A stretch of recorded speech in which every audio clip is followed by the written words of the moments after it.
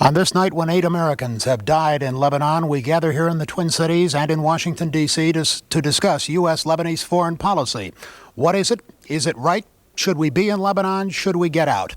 We have with us some people who are involved or have been involved in making those decisions on a national level, and about 40 people here in the Twin Cities representing about every ilk of viewpoint that you want to name. We'll discuss it for the next hour and 15 minutes. And update you on the crisis in Lebanon. And we will also try to involve you in our conversation by asking you to call 340-9525. If you live outstate, you have to dial the area code 612 first. That number again is 340-9525 for your questions on U.S. foreign policy in Lebanon. A town meeting next. The lowest cost electricity is produced by the most efficiently run power plants. Last year, NSP's plants were some of the most efficiently run power plants in the country. The reason is simple. The NSP people who run the plants, their ideas and skills make our coal, nuclear, and hydro-powered plants productive and efficient. And what does that mean to you? Electric costs that are among the lowest in the country. You've probably thought about getting Sprint, you know, the company that helps you save money on your long-distance calls, but, well, maybe you didn't get Sprint because you thought you couldn't call everywhere with Sprint. Well, surprise. Now you can call everywhere with Sprint. Every state, every city, every phone, every day, every night, everybody. Save money. Call all over. What more could you ask for? Oh, the phone number. Here it is. Call Sprint. Find out about it.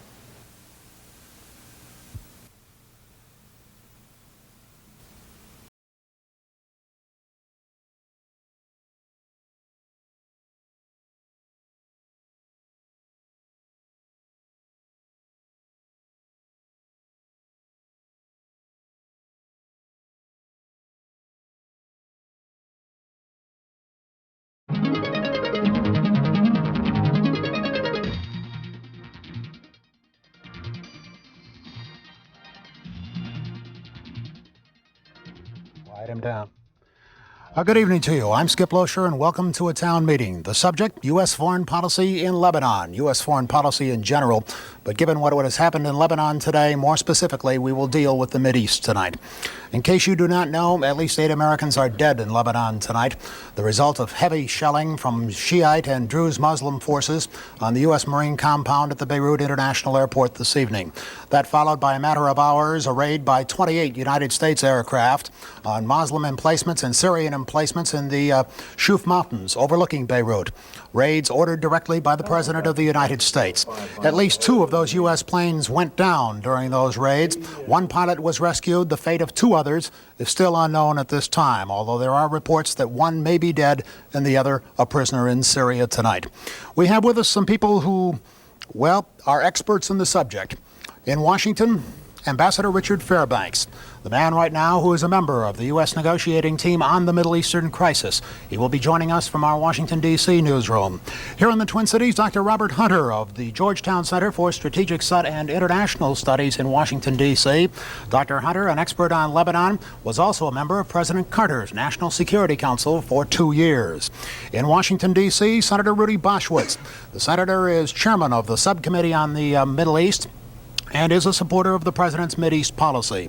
And here in Washington, here in the Twin Cities, Democratic Congressman Bruce Vento, one of those people who is now questioning whether our U.S. policy in Lebanon is correct. First, I would like to go back to Washington. Ambassador Fairbanks, given what's been going on in Lebanon today and tonight, what can you update us on? What's happening right now? Well, I think what's happening right now is a growth of what has been happening over the last few months. We have made it very clear to Syria in the past that our troops, which are part of a multinational peacekeeping force there, and are, I might add, 1/10 of the international peacekeeping forces in the country of Lebanon, are not there to engage in hostilities. But we are not there either to be sitting ducks or to allow people to shoot at us or to take hostile action against our forces without retribution. And the act of Syrians firing against unarmed reconnaissance planes from the American 6th Fleet initiated a response by this country in a defensive mode, and that also apparently has triggered some renewed shelling against our Marines at the airport, which also has been answered by American gunfire. And so I think what we're seeing is a test of American will and a test of American resolve. Is the shelling still going on tonight there, Ambassador? The latest word I had before coming on the program tonight was that the counter-battery fire, that is the fire directed by our ships against those positions in the mountains around Beirut, has successfully stilled the artillery directed against our forces. So it is over, at least for the time being. For the time being, that's correct. Is this the kind of action the U.S. intends to take again if it happens again? And certainly if you fly reconnaissance aircraft over there, I'm guessing they'll shoot at them again. Well, I think the President has made it clear to the Syrians, and we have made it clear directly in our bilateral conversations with them, that our reconnaissance aircraft are unarmed and that we will not tolerate hostile fire against them, and we are not planning to stop those flights. Is this a signal to the Soviets, a signal to the Syrians, or both? Well, I think it's simply a statement of American policy. The signal ought to be clear to all who hear it, friend and foe alike. Ambassador, thank you. We will also get back to you in a few moments. I'd like to begin tonight's program by going over on this side of the audience to two families who have servicemen, or have had servicemen at least in the recent past in Lebanon. The Nelsons are over here about 2 rows back. Initially, but then stopped. Senator Boschwitz, we'll get back to you in just a second. If I can get the Nelsons to stand up back here. When you hear the kind of reports we've heard tonight, 8 Marines dead at the Beirut airport, shelling, how does it make you feel? What questions does it make you ask? Well, certainly we understand what the Marine parents are going through that are over there right now. We had 4 days, which was pure hell for us, waiting to hear about our son. I guess the first thing we want to say about that is that we're proud that he was there. He was doing his job as he saw fit. And he'll say that now, and so will most of the Marines. What we need is the people back here not to take a political side against the servicemen, but back them. Give them everything that they possibly need in support. It's up to us to change it through the president and through elections, not to harass the people that are just trying to do their job. By the way, I do have some news about your son. He's okay on the Iwo Jima tonight. You can rest well. Mrs. Tomasetti, your son is on his way home, but certainly spent enough time there. How do you feel when you hear this kind of news? What does it make you think of? Well, I can thoroughly agree with Mr. Nelson in what he just said. You know, it's a relief when you do find out that your son is all right and that he is on his way home, but it doesn't make you feel any better as a parent when you're watching the other boys come to take their place, because your heart bleeds for them just as much as it did for your own when he was over there. Do you think we ought to be there? No, I don't. Why is that? It's a really hard situation, I think. I can see why we got in there, but I don't understand why we didn't get out before this. In my estimation, I just believe that there comes a point when it's a feud, it's like a family feud up in the hills. Sometimes when you get in the middle of something like that and get caught in there, you can't get out, and that's where we're sitting. You're likening it to the Hatfields and the McCoys. That's right. And we're the outsiders on whom both sides will turn? Yes, we are. Dr. Hunter, you spent time on the National Security Council. You know what these kinds of evenings are like, how the decision-making process goes. Where do you stand on all this? Does Lebanon make sense to you? I think that the key thing is what these two groups of parents have just said, that there are Americans whose lives are in jeopardy. We've lost now about 260 Americans. And this, I think, means that we have to think very carefully and very thoroughly about what we're doing in Lebanon. And if there is a purpose to be served, then we should follow through and back up the Marines. If there's not a purpose, we should get out. Are you telling me you don't know what U.S. foreign policy is in Lebanon as it regards our Marines when we have accomplished our mission? My judgment is that there is a mission that they can fulfill, which is to be a backdrop while the government in that country tries to reach out and reconcile various forces. But we can't do it. The Lebanese themselves have to make peace within their own country. Now, if that is possible, and if we use the most vigorous diplomacy possible with the full commitment of the United States to diplomacy, up to and including the President, then I think we can help do a job and our boys can come home. But if the Lebanese won't do it, and if we won't back up the Marines with the kind of political and diplomatic support, then we're going to have to get them out even sooner. One way or another, we need to get the Marines home in the next few months. Before we go on any further, we have a phone call. It's Mr. James Clark from his home. His son Randy was one of those who was killed in Beirut not too many months ago. Mr. Clark, can you hear me? Mr. Clark. Yes. I'm Skip Loescher. You're on the air, and what are your feelings on this kind of a night? Skip, my feelings on this here are about like everybody else's. My son was a Marine, and I was very proud of him, and he was very proud of the Corps. But he didn't understand what he was doing over there. He was on a peacekeeping mission, and he understood that. But I'm trying to figure in my own mind why our government is lying to the public of that over there. We backed Israel to go into Lebanon. Now Lebanon is fighting with the Israel, and we're backing the both sides. How can you back two sides to a fight? I think we may have lost touch with Mr. Clark, but the essence of his question and his statement seem to be that we're all being lied to, that we're on both sides against the middle. Any of you here believe that's true? Are we fighting both sides against the middle? By the way, if you'll stand and identify yourself so the folks at home will know you. Well, I'm Dr. Farrow. I'm a professor at the university. My area of specialization is Middle East history, and my area of publishing is Lebanese history, and particularly this kind of problem. In the 19th century, they faced a confrontation, a civil war that lasted 20 years, and over 100,000 people lost their lives. And we have seen now a repeat of it. I do believe, and I agree with Dr. Hunter, that there is a role for the United States to play. And I'm reminded of a role the British had a chance to play in 1840-41, and they blew it. They were neutral. They were trying to reconcile the different factions. All factions looked to them for support. They had the confidence of everybody.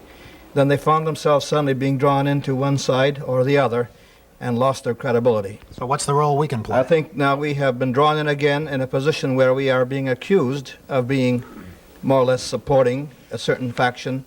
It's no longer seen as a peacekeeping in the sense of separating two enemy combatants in Lebanon, but of siding with some factions against the other. Now, the more reconnaissance we stage means there's no way the Syrians are going to know whether these planes are coming for reconnaissance or they're coming on a bombing run. So we're taking a risk, and we should know that they can expect to draw fire. And if they draw fire, that means they're going to have to retaliate. That means they, in turn, and their supporters are going to shoot at us, and this can go on forever. The question is, what role can we play militarily? I frankly don't think we can come to a military solution. I think it has to be a diplomatic solution.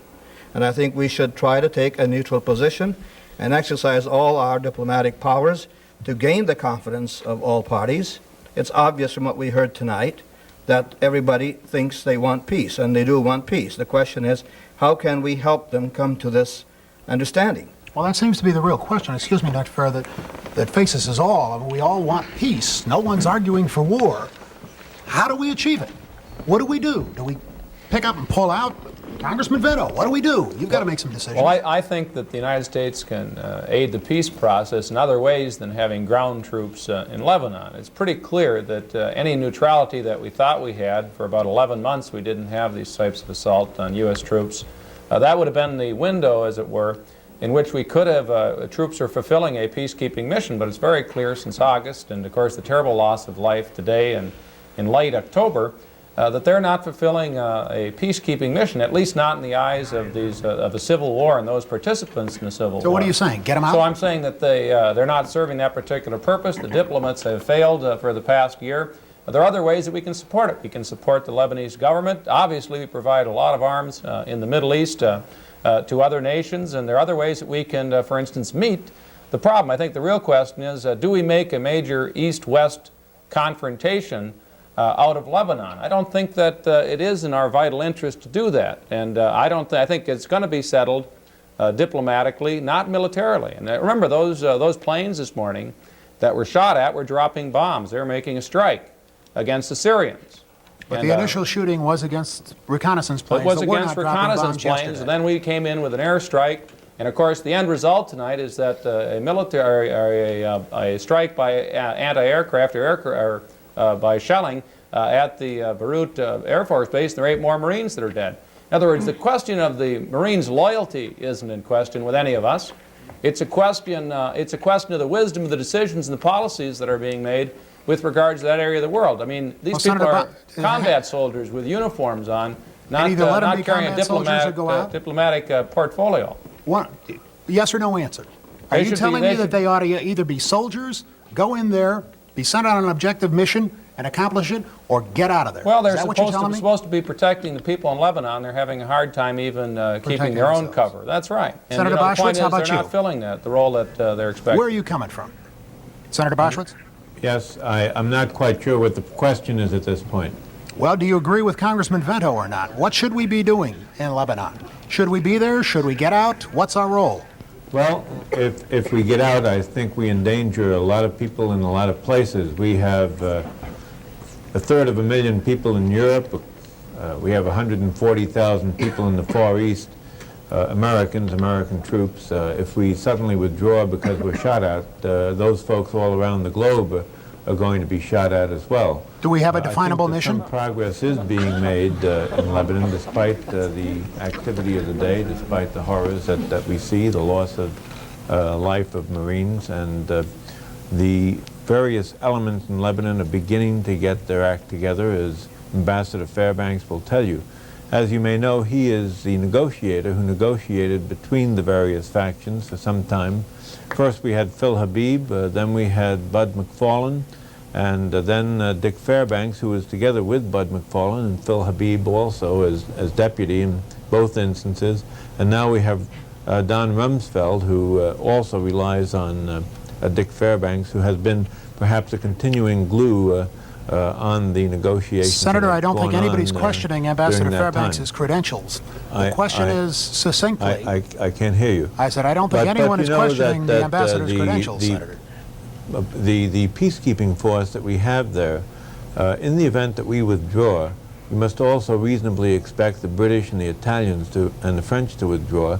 They are far, far more exposed than the Americans. They actually drive through the streets.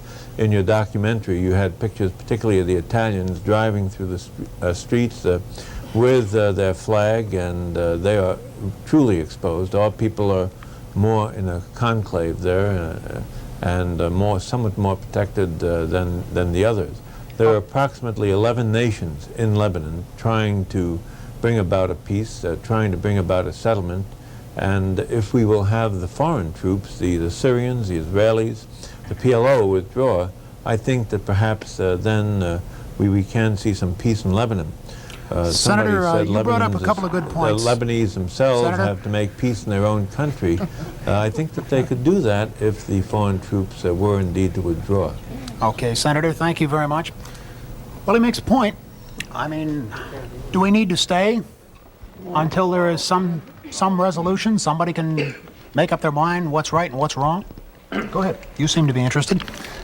My name is Richard Broderick. I'm with an organization called the Minnesota Council for Peace and Justice in the Middle East.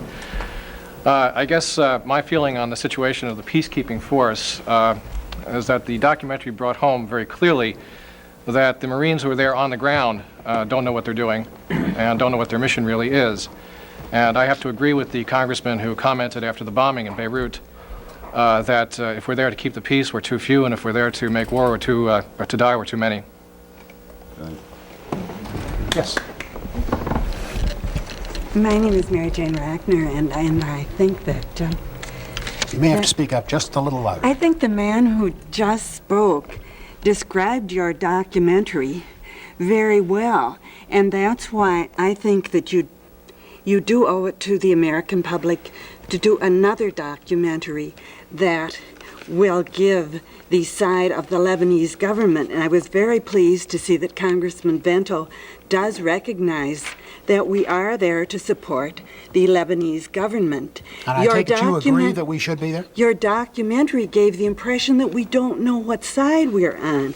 The French The British, the Italian, all 11 nations know what side they're on. They're on the side of the Lebanese government who asked them to be there.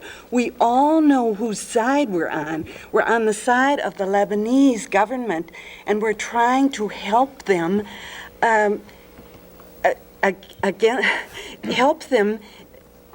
control the people in their country who are causing trouble. Now, Wait a minute. the basic misinformation that your documentary gave was that about the majority of the people in Lebanon.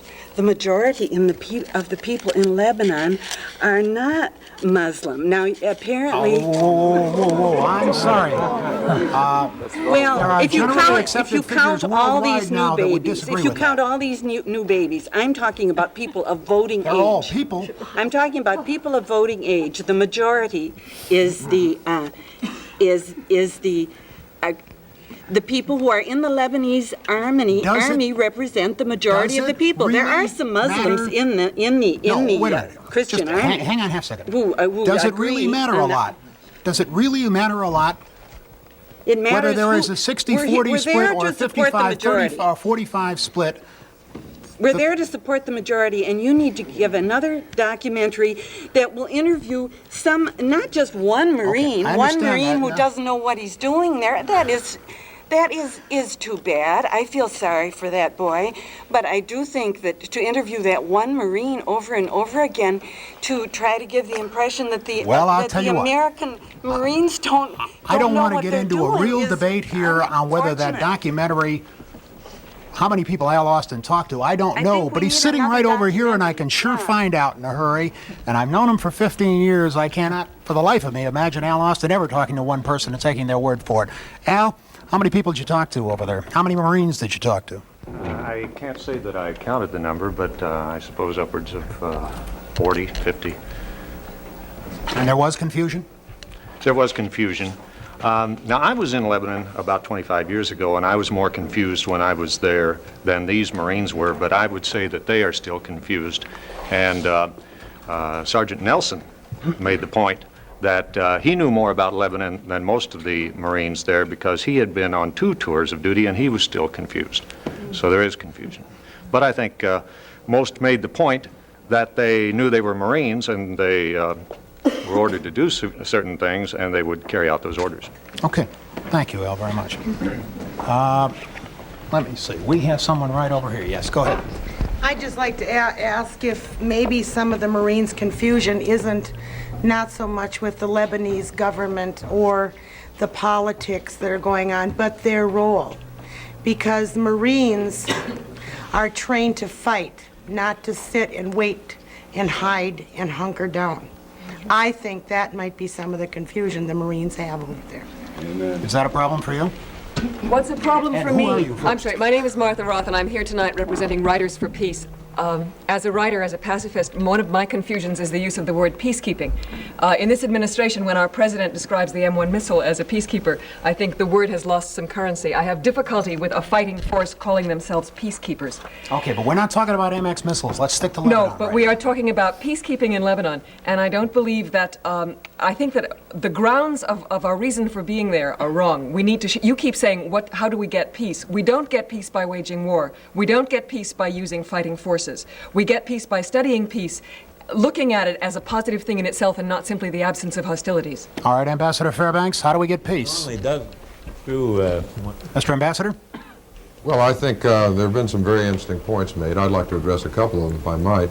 First of all, with regard to your documentary, I spent 16 out of 17 weeks in Lebanon prior to returning to this country about 3 weeks ago. I was there in late October when the explosion killed so many of our Marines at the airport. I will tell you that the people who pointed out that we are supporting the Lebanese government are exactly correct. There's one constitutional government in that country. That is the government that asked us in together with the rest of the multinational force, and that's why we're there. We are there to bring peace and stability, to permit that country to take control of its own area. The government itself is confessionally balanced per the 1943 Constitution of Lebanon. The president, Amin Gemayel, is a Christian. The prime minister is a Sunni Muslim. The speaker of the Lebanese parliament is a Shia Muslim. There is confessional balance. I just came back from Geneva, at which the entire spectrum of the Lebanese body politic, both within the government and so-called National Salvation Force supported by Syrians, from outside the government, met and talked about the future. There is wide agreement within the body politic of Lebanon that they must come together as a people, and this may be their last chance. We are supporting that attempt and that effort. And I think that goal is a supportable goal that has the support not only of the United States, but of France, Italy, Great Britain, and as Senator Boschwitz mentioned, the rest of the countries in UNIFIL. So what we have at stake here is the chance for peace in an important part of the Middle East, the chance to show that the peace process works, that making an agreement with Israel, with another Arab country, and Lebanon is the second Arab country that has sat down and negotiated peace with Israel, is the wave of the future. And that, I think, can allow us to show the rest of the Arab world, the rest of the Europeans, that the wave of the future is negotiation, and that is a goal that is so important that I think will require us to hang in there, to do the right thing, and to surprise the Syrians who expect us to go out with our tail between our legs because they don't think the American people have the staying power to put forward the effort required to support our own policies. Dr. Hunter, you've been sitting over here shaking your head while Ambassador Fairbanks has been talking. Why? What do you disagree with? Well, I feel a lot of sympathy for Ambassador Fairbanks, the difficulty of trying to negotiate this. But quite frankly, if the picture in Lebanon were as positive as he says it is, the Marines would have a role and they'd be home now. The job would be done. The fact is that the government is not confessionally balanced in relationship to the way the population works. Most of the power does accrue to the president, who's a Christian Maronite, and yet the Maronites are no longer the largest group. The Shias may have the speakership of the House of Representatives, but that's meaningless in Lebanon. The Druze, who've been cozying up to the Syrians, in part because they have no power at all. This is an extraordinarily difficult issue to try to sort out. The reconstitution of a government in Lebanon, quite frankly, we can't do it. And the question is, are the Lebanese themselves prepared to do it? And we're watching to see, following the visit of President Gemayel here last week, did we give him the message that the Marines are not going to stay unless he's prepared to make the changes that alone can give Lebanon a future? And I've got a big question mark tonight about that. Well, unless I misread Secretary Eagleberger this morning, one of the Deputy Secretary of States, when he noted that until the Syrians have decided that they were at least going to substantially withdraw from Lebanon, the American Marines are going to be there. I'm guessing he's not planning on bringing them home anytime soon, and since he speaks for the White House, I assume the White House is not planning on that. Ambassador Fairbanks, is that your understanding, that unless the Syrians at least make some moves to get out of Lebanon, our Marines will stay there? Well, I think our Marines are there at the request of the government of Lebanon, as I pointed out. I'd like to respond to, I believe it was Dr. Hunter's point. We just had a cross-cultural discussion in Geneva, as I just pointed out a moment ago. And at that discussion, there was wide agreement among the Christians, the Muslims, those within the government and those without the government, as to what the domestic political balance of the future of Lebanon should be. There is no disagreement among any of those people that the presidency should remain in Maronite hands, for example. They feel that the parliament should be 50-50 instead of a 6-to-5 ratio, and that the prime minister should be chosen by the parliament instead of appointed by the president, some other political science kinds of changes. But I think across the board, and I personally spoke to every single Lebanese member of this Geneva conference, across the board there is agreement that this may be the last chance for Lebanon to come together as an integrated country, and that the problem is not discussing the problems internally, the problem is removal of foreign forces. We want our Marines home as soon as possible. We don't want them there one day longer than necessary, and they won't be there one day longer than is required by the situation. All right, does that mean, Ambassador? Clearly the Syrians are a very large part of the problem. We would like to see them get out of the country. And until they at least make some substantial move there, we're going to stay there with our Marines as well. Is that what you're really saying? I mean, after all of that, doesn't it boil down to that? We have not said that we have tied the presence of our Marines to the Syrians. On the other hand, Israel has consistently said that they will remove all of their forces in 8 to 12 weeks as soon as the May 17th agreement is put into effect. As a matter of fact, they've already removed their forces from the Beirut area south of the Awali River. There has been no movement by the Syrians of their forces 1 inch back. and I think that at least a beginning of Syrian withdrawal would be the single most helpful move that could be made in the entire Lebanese matter. Mr. Ambassador, thank you. Well, as you can see, if you didn't know that already, these issues are not easily solved or even agreed upon, and we'll be back to talk some more in just a moment.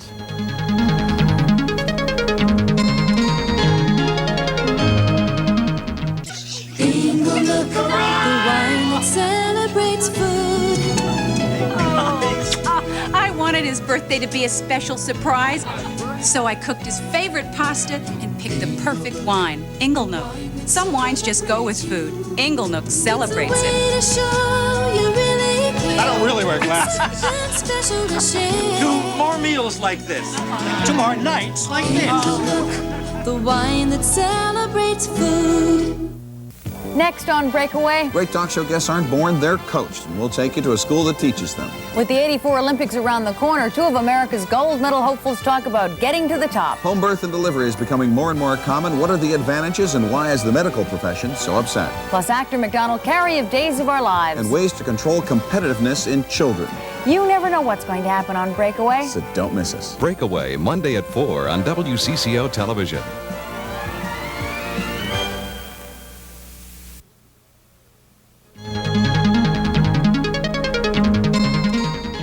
We are discussing U.S.-Lebanese foreign policy. Should we be in Lebanon? What is our role? Should we get out? What is it we are to do? It's a question for all of us to ponder. And we have a phone caller on the line who has some thoughts on that subject. Hello, you're on the air. Will you identify yourself, please? Yeah, my name is Hassan Dandashli, and I'm a student at the University of Minnesota and the president of the Independent Lebanese Student Association. And my question is that yesterday, 1 hour after the Israeli Air Force attacked the Syrian bases, the American airplanes flew reconnaissance flights over the Syrian bases, and they were shot at, and the American administration concluded that the American forces were provoked. My question is that what would be the reaction of the American forces if Syrian airplane flew reconnaissance flights over American bases 1 hour after the American bases were attacked by other forces? Or would the Syrian be allowed at all to fly reconnaissance flights over American bases? That's a good question. I'm not sure we have an expert here who can adequately answer that question. I suppose the only one who could possibly do it would be Ambassador Fairbanks. Would we allow the Syrians to fly reconnaissance flights unarmed over our positions without them being shot at? Our positions are only at the Beirut airport. The Syrians control about 55% of the land area of the country of Lebanon, unfortunately. We would like Lebanon to control all 100% of their area. The government of Lebanon has requested that we do reconnaissance. We have undertaken that both at their request and in order to keep tabs on the kinds of artillery that we are getting against our people. That is the kind of reconnaissance that anyone needs for their own self-defense, and it is clearly something that we have told the Syrians we will do, that they will not have any strikes from those aircraft, yet they received anti-aircraft fire. Okay, thank you, Mr. Ambassador. Yeah, you've been my name waiting is a Tony long time. Ferris. I am from the American Lebanese League Greater Twin City chapter. Now we came to realize that the Syrians are the road blocking for peace in the Middle East. Syria is not a stabilizing factor in the Middle East and in Lebanon. Now we realize that the Syrians are blocking every effort. In Geneva, they interfere. They came between the Lebanese not to settle their issue, and they went to Geneva as observer. They participate in the discussion. The Syrians, they refuse to withdraw from Lebanon, and they have been there since 8 years. Now what we can do, we should force the Syrians to leave by any means from Lebanon. The Syrian... All right, by any means from Lebanon, we force them to leave. Does that include all-out military war against Syria to push them out? Syria is a dictatorship, and we can't deal with a dictatorship in a democratic way. So the Syrians, they understand only the military language, and this they prove it.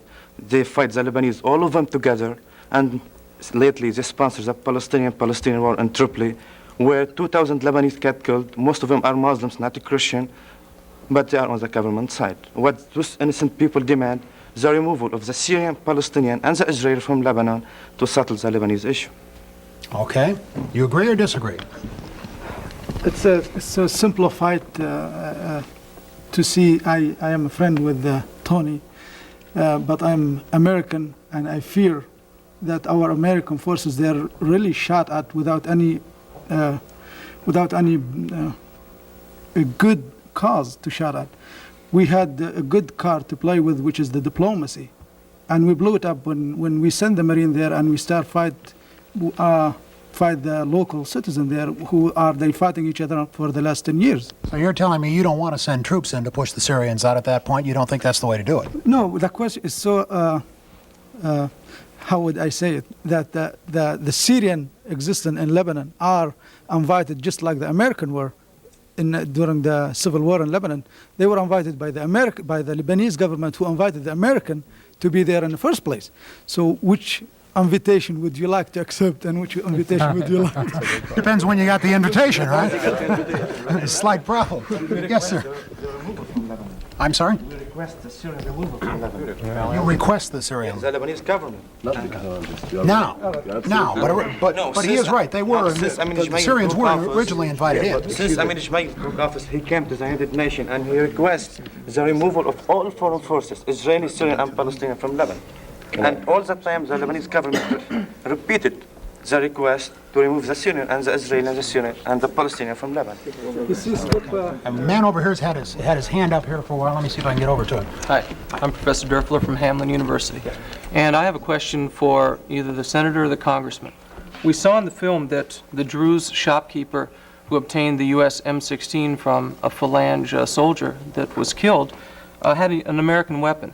Now, in the past, about a month ago, I would say, there was a statement that the Pentagon was going to sell $279 million of weapons to Saudi Arabia, and the Congress had 90 days to act. Recently, with the Israeli incursion into Lebanon, thousands of PLO documents were discovered, as well as weapons.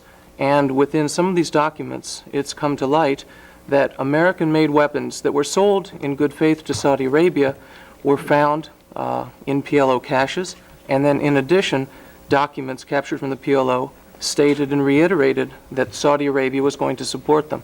How can we help our allies if, in good faith, the weapons that we sell to them are going to be sent to the people who are trying to subvert our peace activities? It's the resale of weapons, which has been a problem, I suppose, since we started selling weapons to somebody, Congressman. Well, I've received your letter and I've heard your question. I think the point is that when we sell and manufacture weapons, and our budget, incidentally, in terms of foreign assistance is now 2/3 for military versus 50-50, which existed under the last administration. So that's the direction that we're going with.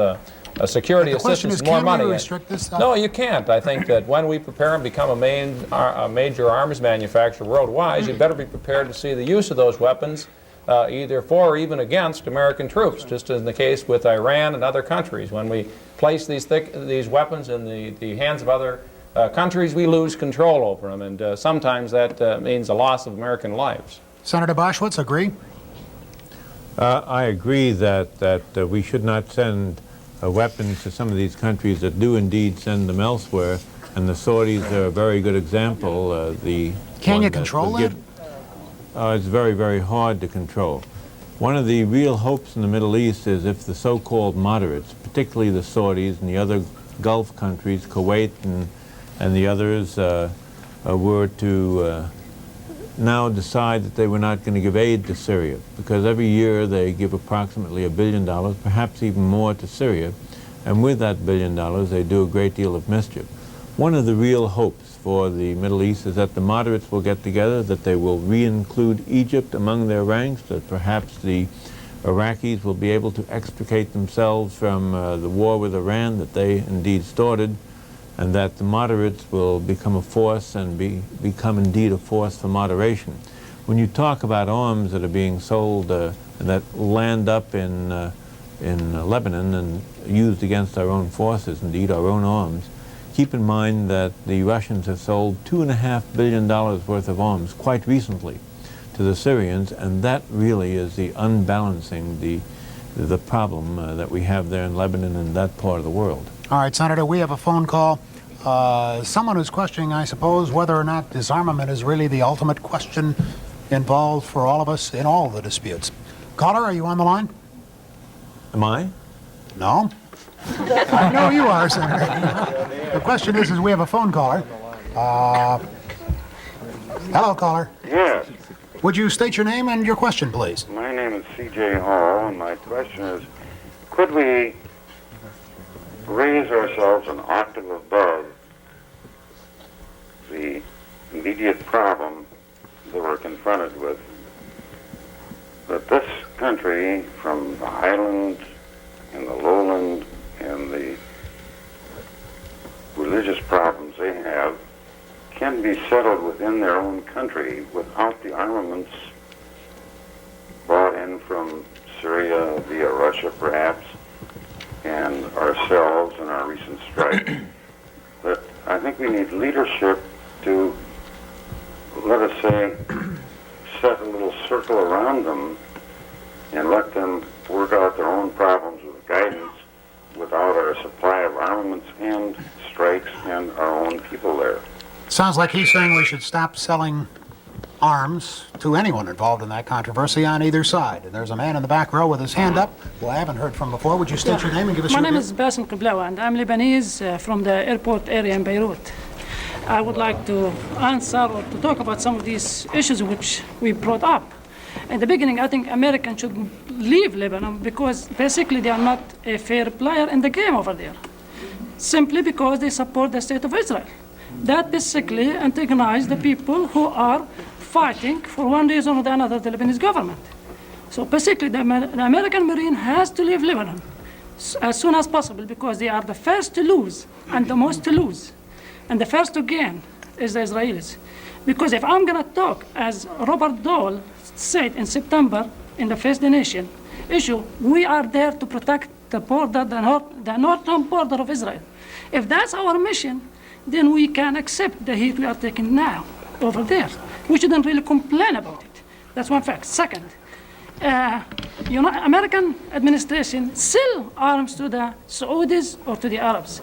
American administration give from those people taxes, as Reagan yesterday said, $1.7 billion in military aid to the state of Israel. If that's the equation to go, how could American Marines with 300 airplanes in the shore of Beirut can play a peaceful mission? Well, Senator, that sounds like it should be a question that, or a comment that you ought to respond to, given your last answer. Did you hear him? I must tell you, I couldn't understand it very well. I think the essence of it, Senator, was that that the United States continues to either sell or give large quantities of arms to Israel and credits and what have you, and that as long as we continue that kind of policy, we are indeed leaving ourselves wide open for anything we get in the Mideast. In the Middle East? That's right. Oh, this man, by the way, that comes from the area around the Beirut airport. Pardon me? The man who asked the question and made the comment comes from the area around the Beirut airport. Well, I don't think that the problems around the Beirut airport really relate to the arms that we either sell or give to Israel. The problems in Lebanon really are more to do with the Syrians. As you may know, the Syrians have never recognized Lebanon, even though they're neighbors.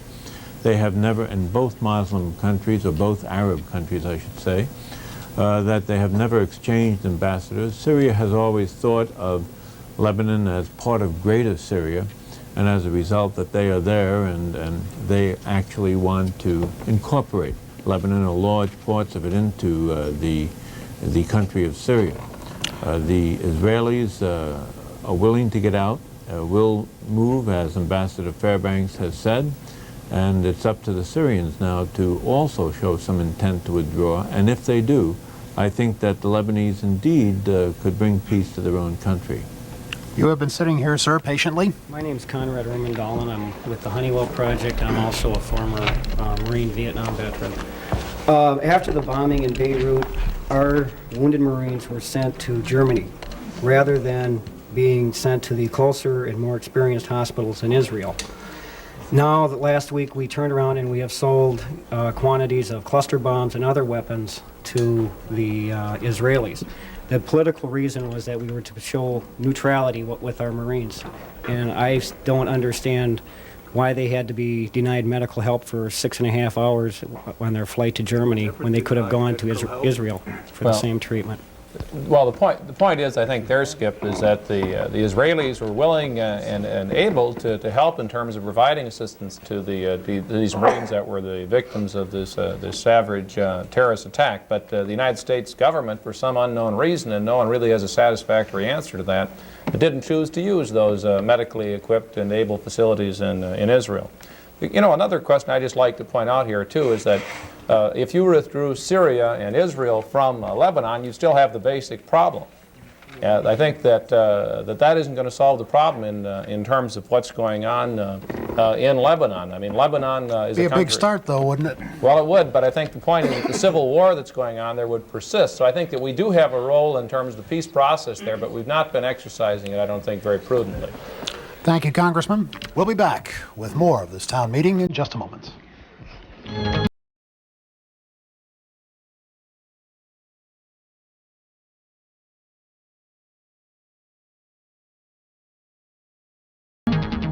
Ever wonder what makes up your NSP electric bill? Well, on any given morning, you probably used electricity for waking, for lighting, for shaving, for drying, for perking, for toasting, for frying, for ironing, and for listening. A lot of everyday things make up your NSP electric bill, so use them all wisely, because they all add up. This is Mark Rosen inviting you to be with us Tuesday night at 10:30 for the Bud Grant Report. We will have all the highlights from the Vikings Central Division showdown with the Detroit Lions. As always, Coach Grant will analyze what has become their most important game of the year. We will also hear from a special Viking player guest, and we'll review the playoff race as the NFL season heads into its final hectic weeks. So be with us Tuesday night at 10:30 for the Bud Grant Report here on WCCO Television.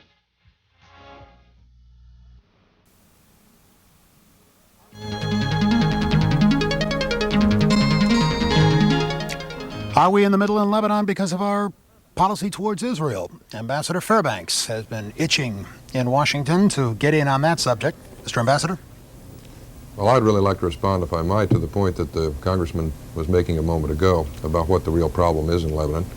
I think the problem is the foreign forces that are present, and I think this was proved, as I said, in the time that we were out there over the past 4 months, 5 months, that the Lebanese people themselves, of every political stripe, of every confessional group, as you heard on your documentary, want peace, want their country to come together, and feel that they are incapable as a small country of achieving that on an international scale.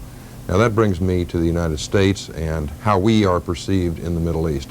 As I mentioned earlier in our negotiations over the course of the summer, the Syrians said to some of our other interlocutors who were involved in this process that they shouldn't rely on the United States because all the Syrians had to do was to make sure a few of our Marines were killed, and the American people would say Vietnam, and we would depart, and that would be the end of the United States, and we are not a dependable ally. I think that the way we present ourselves in the world is crucially important to the protection of our forces and to putting our policies across effectively. And if we present ourselves as a people divided, then we are playing into the hands of our adversaries in many ways.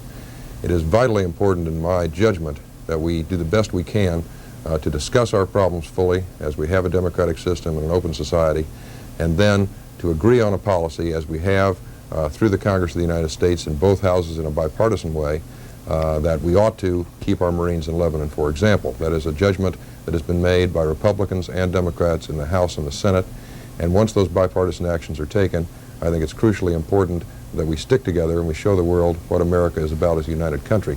I think you're fortunate in the state of Minnesota because you have the chairman of the Senate Foreign Relations Committee subcommittee on the Middle East, Senator Boschwitz, and he, to me, in many ways epitomizes what I'm talking about because he is one of our most ardent questioners, and he brings out the toughest questions in private for us to wrestle Mr. with Ambassador, and answer as I we appreciate that. We're come also together running with short a of foreign time policy. But once we have a foreign policy, I would hope that we can all stick with it. Okay. Thank you. They would like us to go to one more phone call quickly, and then we'll get to some more audience questions and reactions. Hello, caller. Hello. Hi. Would you state your name and give us your comment, please? My name is Henry Estefan. I am responsible about the news line from the Information and Research Center. My question is, the American people and the American policymaker are polite, and they live on democracy, and the Syrians are ruled. They rule the country by force. Is it fair for the American people to deal with the Syrians in a polite way when they have been trying that for a long time? All right. The essence of the question, as I understand it at least, is it fair to try to deal with the Syrians as rational human beings? Or, since they don't seem to be very nice, should we simply deal with them, as this man suggested some time ago, in a military fashion? And there's someone up in the back row over there. Rafael Tilton, Writers for Peace. I think that, among other things, that question and the whole idea of control or being part of a neutral force sets up a contradiction of terms. If we're holding the line against the Soviet Union, or we're taking sides with one or another faction in Lebanon, or we're helping out Israel, then when we talk about control or that we need the Middle East, you know, it's vital to the West. We're not talking neutral. We're not talking neutral. We're talking vital interest, and we're saying important and necessary and making a lot of value judgments. And if that's the case, well, then I think that we could think of, like, what would you like? How would you like 40,000 soldiers living in South Minneapolis? Or, you know, I mean, it would be a strain on the economy. Why don't we think of a way of dealing with that outlay of money in another way besides just shooting them up? Fair question. Yes, sir. Yes, I'm an Israeli who's temporarily residing in the Twin Cities. I would like to respond to what the gentleman said over there. Israel never invited the Marines to come to Beirut. The Marines came to Beirut to protect the American interest. And obviously, America has interest in the Middle East, in Lebanon. This is why they came there. That's number one. Number two, somebody mentioned the medical aid. Not only Israel did not try to deny the medical aid to the wounded Marines, Israel invited the Marines to come to take and to be treated in the Israeli hospitals in Haifa. In fact, the Israeli society was very surprised that they did not. It was an American military decision not to go there, or an American political decision not to go there. So surprised that because we have the expertise, we have the knowledge how to take care of such wounds. Number three, for some reason, the PLO was not mentioned here tonight, and I don't know why. The PLO was a key factor in the civil war in Lebanon ever since the beginning of the 70s. And I know some of the people here would not agree. This was the key issue, the key factor. Somehow it wasn't mentioned here. We witnessed a bitter fight between two factions of the PLO in Tripoli, and now the PLO is asked to leave Lebanon. Hopefully, this move will change the situation there. We really hope so. But I think the question here, and we're quickly running out of time, is not so much what the PLO is doing, the Syrians are doing. What should we be doing? We are a country of over 200 million people that has the ability to make up its own mind what to do, no matter what anybody else does. Now, granted, this is a world and we have to live within it. But I guess that's what I'm interested in trying to get at in the next 15 or 20 minutes here, sir. Thank you very much, Skip. My name is Michael Andrade, and I want to admit that I'm torn as to what we should be doing there. It'd make it a lot easier for me to accept peacekeeping forces in a region like this if they were sponsored by some international institution whose purpose was keeping peace and who would be easier for them to play an objective and unbiased role. Like in other words, the UN. Or the International Court of Justice, or maybe invent a new institution. I wouldn't care so much as long as it's not just the Americans or other individual countries. Well, we are over there with what, 4 or 5 other nations. I mean, we are not totally alone, but we're not flying under some overall banner either. Right. I just would say it would be better if we worked towards a world where there were established, recognized, and respected international institutions to help out. But I want to move it a step ahead, because my main concern, beyond the immediate with our Marines, is any of these situations could be the spark eventually that sets off a general nuclear war and the Holocaust that we're all concerned about. And I'd like to take this opportunity to ask Senator Boschwitz and Bruce Vento what they're going to do tomorrow from their positions in power in Washington to help reduce the likelihood that Lebanon tomorrow, or another Lebanon, will get the United States and the Soviet forces trapped in a third world conflict, or if trapped, escalate into a nuclear exchange in some place, because that's a problem that we're going to have as long as I can see. Okay, it's a question for both of you, and if you would both refrain from giving us campaign speeches. Well, I think that what we have to do is we have to keep getting deeper and deeper involved in terms of military force in various parts of the world. Quite frankly, I think the answer to this administration is tilted too heavily in terms of military solutions where a little bit of more diplomacy could work and should work.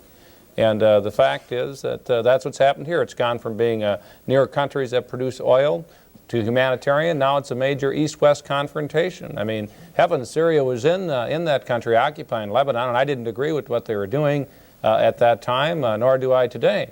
But nevertheless, they were there with the U.S. Approval in 1976. They went in there because there was civil conflict, civil war.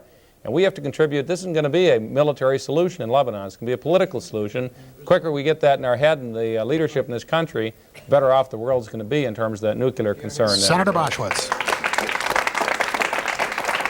Let's hold down the applause, folks. This is not a campaign forum. Go ahead, Senator. There's no question that the UN should be the force that is there. There are 6 or 7 countries of UN forces there. However, they don't have a clear mandate as to what they should do, and that's why the multinational force was formulated. You have to remember that the Soviets are in the UN. They would veto any type of meaningful mandate that were given to UN forces over there, and that's why the multinational forces are there. We're not taking sides. I made notes on a number of questions, Skip. We're not taking sides over there. We really are trying to help the legitimate government of the state of Lebanon. We're certainly not taking the Israeli side in Lebanon. And one asked about the Syrians and how do they play? They play by the so-called Hama rules. They're tough. Hama is a city inside of Syria where there was an uprising, a fundamentalist Muslim uprising, and they killed somewhere between 8,000 and 25,000 people, their own people, in the most brutal way. They are very tough-minded, they are brutal, and they are the sticking point in Lebanon without question. Okay, thank you, Senator. In the back row, yes. My name is Mary Swenson, and I'm with Women Against Military Madness. And my question is to Senator Boschwitz. I spent 5 weeks in Nicaragua this summer, and I lived in the north. I attended a number of funerals of people who were killed by CIA-backed counter-revolutionaries. And the pattern of militarism and U.S. involvement is apparent, it seems, in many places of the world. And I know that, Senator Boschwitz, you have supported our U.S. tax money to be used for killing those people. And may I add that many of those people were innocent, non-military people. And would you what get to I'd your like question, to know, please? my question is, given the recent overtures towards negotiations that the Sandinista government has made, Cubans leaving, the setting of a date for elections, the amnesty for rebels that is under discussion. I want to know, will you now work for an end to the use of our tax money for that CIA war in Nicaragua? It's a loaded question, Senator, but I'll give you a very short answer on it. Go ahead. Some Cubans have left. They're principally teachers. They appear to be going home for the Christmas holidays. There's no evidence that any Cuban troops have left Nicaragua. They are setting a very general date. They are indeed making some progress down there, and there's no question that the Nicaraguans or the Sandinista government is responding to some pressures that we're putting on them, and it is good for the region, and it is good for peace in Latin America that they indeed. Oops, I think we have lost the senator. At least I no longer can hear him from Washington, so while we try to repair that damage, we'll be back in just a moment. What was all that? I'd like to talk about When you think of what electricity does for you, what do you think of? More than likely, you think of all the ways electricity helps you right in your own home. But electricity is also constantly working for all of us in ways you probably don't think about a lot. Every day, electricity helps to keep us informed. It runs the machinery that packages our food. And it provides us with all kinds of entertainment. Every day, electricity keeps factories running. It allows us to quickly store and process valuable information. and it provides us with vital medical care. But that's only part of what electricity does for us, most of the time without our even realizing it. Electricity. It does a lot for us in our homes, but it does so much more every day.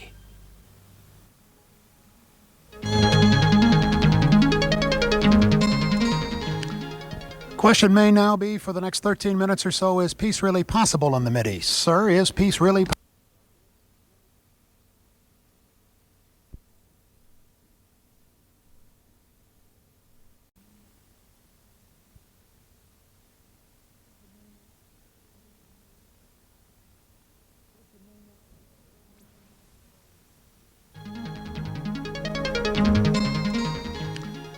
Question may now be, for the next 13 minutes or so, is peace really possible in the Mideast? Sir, is peace really possible in Lebanon, the Mideast, wherever? My name is Dan Slater, and I'm here as a member of the GRASS organization. We feel that the long-range solution is peace through strength, of course. And we feel that this action... Wait a minute, what does that mean? It means that the United States is looked upon as a source of stability in the world and the freedoms and liberties that we enjoy to be extended to the world. But we need to look, we believe, or I believe, I'm speaking for myself here, that this action in Lebanon is a part of the worldwide terrorism of the Soviet government. That this is not, you can't separate it, it's joint battle. And that in Lebanon, they're fishing again in troubled waters, using their surrogates, and exploiting the just desires of the people of Lebanon for the freedoms that we all enjoy. So the answer to that question that we originally started out with, is peace possible, there is yes, but only if we stand up tough to the Soviets. Peace is possible if we recognize from the long-term point of view that we're really dealing with the Soviets, and that they are using these forces and these troubled waters that they're fishing in as a means of promoting their objectives. And unless we deal with this, that we're not going to find the answer. Personally, I believe that it is, again, as been mentioned here, we need to get into a different position in the area of dealing with this, because it's a political issue.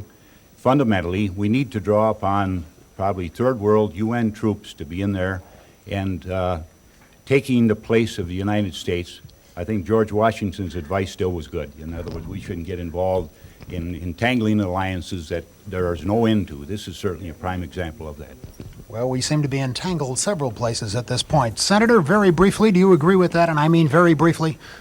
Oh, I agree with the idea that peace does come through strength.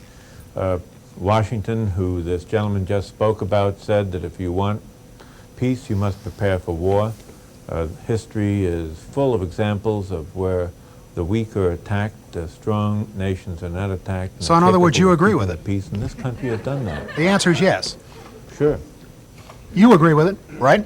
I do agree with it. My name is Frank Graves, and I'm former chairman of the Republican Committee in the 4th District, and I don't often agree with Mr. Vento. But I would like to ask him and the panel to talk about the gray eminence behind this trouble in Lebanon. It's the Soviet Union. Your film said that. Mr. Austin made that point. If we wouldn't even be there if it wasn't for the Soviet Union. Isn't the danger that if the Syrians take over Lebanon, that gives the Soviet Union a port on the Mediterranean, and that rolls up NATO and everything else? So I'd like to have all the panel comment on that, because they're the experts. Okay, I'm going to hold off on going around the horn quite yet here. Well, I see a lot of hands. Let's go over here for just a second. As a member of the Men's Auxiliary of Women Against Military Madness, I'd like to pass my spot to Mary Shepard. Ms. Shepard. Skip, I think that an issue is not being spoken of here that's very important. I would like to address it in reference to President Washington. It is when are the American people going to have control over their foreign policy again? We have secret covenants secretly arrived at, and we're told afterwards that there is a war in Grenada, there is a war in Nicaragua. There's been no debate. There has been no questioning of the American people, I'd like to have it debated with Mr. Slater. This morning, somebody on Canadian Broadcast Radio who is identified as the Foreign Affairs and Defense Committee member of the Knesset said the U.S. is ready to plunge into a much deeper involvement in the Middle East. He identified the U.S. as an ally of Israel, and he said the secret agreement that has just been concluded, in that the U.S. could have satisfied us with much less, but it's fine that we're getting this help. Now we can confront Syria. Now, I don't know if he's speaking off the wall or not, but I don't get any information from my administration about what's going on. I want some information about the secret agreements that are going on. Are you talking about the And agreement some reached decision this about week in Washington between Prime Minister Shamir and President Reagan at the White House? Exactly. Mr. Ambassador, tell her about it. What happened? Well, we had useful discussions with the Israelis, and we were fully briefed by the President, by the Israeli Prime Minister, by various other spokesmen of our government and of theirs. And as we were sitting in those meetings, we decided that the thing that both the United States and Israel had in common the most was that with our First Amendment and the equivalent open press in Israel, no secret seems to last longer than 7.3 minutes in any event. All right, so what did you agree on? I mean, that has been something of a hazy issue. We've heard about credits. We've heard about arms shipments. We've heard about combined military planning and the possibility of joint military exercises. Were all those things part of the agreement? And beyond that, where did you go? Well, I think we're in the process of defining our relationship with Israel. We have important interests in the Middle East, both with Israel and with the Arab states. We talked frankly to the Israelis about those interests, about the fact that we want to make progress on the basic underlying Palestinian problem. We want to bring and you got nowhere on that, right? stability to Lebanon. Mr. Ambassador, I don't mean to interrupt you, but if I can just finish one sentence. Our basic policy, and someone addressed this a moment ago, is that we do have important national interests in the Middle East, but they are best served by peace and stability in the area. And I see no contradiction between our seeking peace and our defining our own national interest. Did the President get anywhere at all in dealing with Mr. Shamir regarding changing of the Lebanese-Israeli withdrawal agreement that the Syrians have been after, and apparently Mr. Gemayel was after later in the week? Well, I think it's clear to all objective observers that the problem of withdrawal in Lebanon is not the problem of Israeli withdrawal. They are the country that has agreed now to withdraw. There is one country that is not. Syria and the PLO have been asked by the government of Lebanon to withdraw. Neither one has made that gesture. Neither one has started, and neither one has said that even if Israel withdraws, they will withdraw. And so the problem is foreign force withdrawal. The problem is not the May 17th agreement, which is not even in effect. Okay. Skip. Doctor, do you agree? Is that the problem? I think we'd all like to get the Syrians out of Lebanon. I mean, there can't be any debate about it.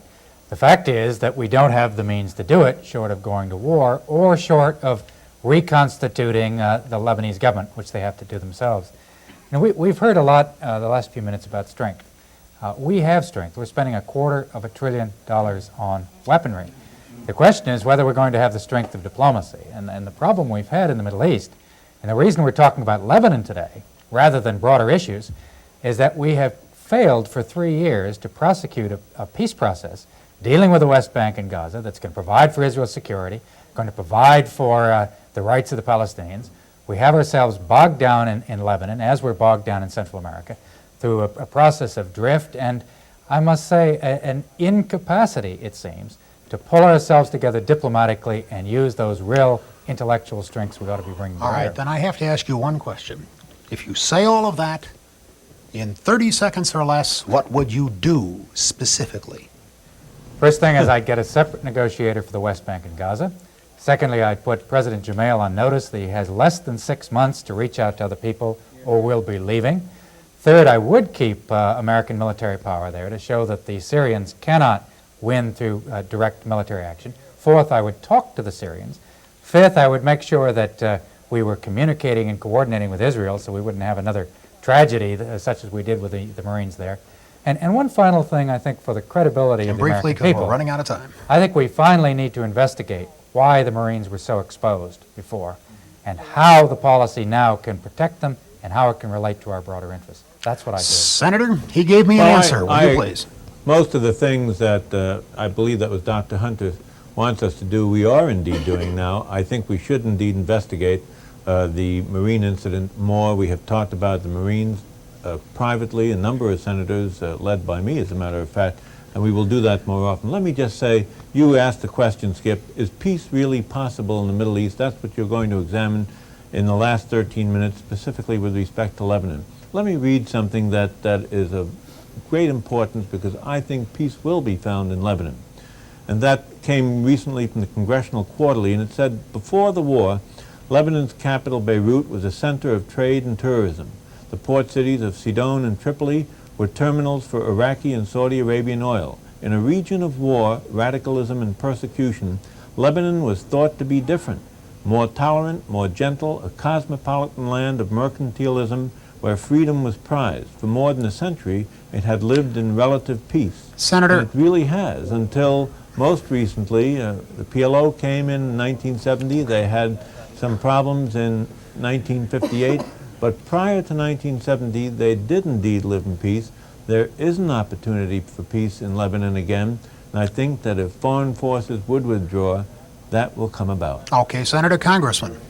Well, I think peace is possible. I think we've talked about a number of alternatives here this evening that would help. But obviously, one thing we don't want to do is define Lebanon as a vital interest. I mean, if everything in the globe is going to be a vital interest, then we have no priorities at all. And that's really what's happened here, is everything gets put to a major East-West confrontation. I disagree with that. We have some vital interests. We ought to recognize them.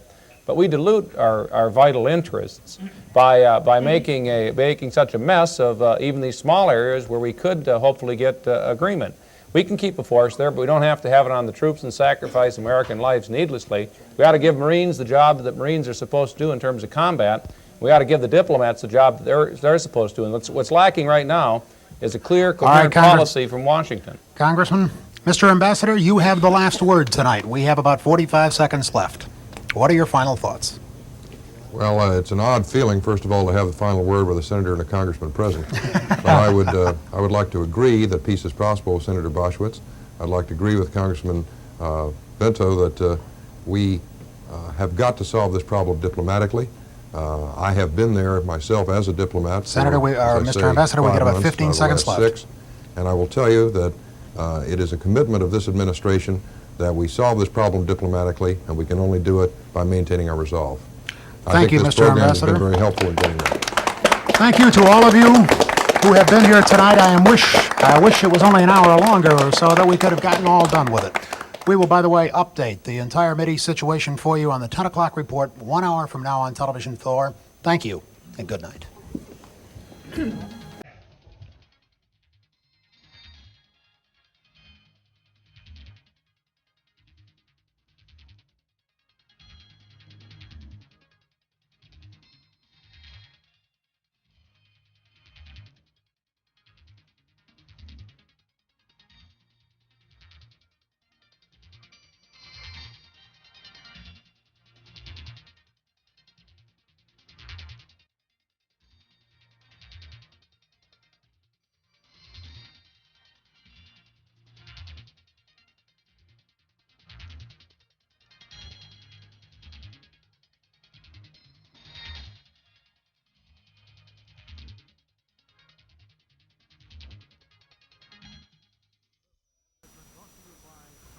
The preceding program has been brought to you by Northern States Power Company.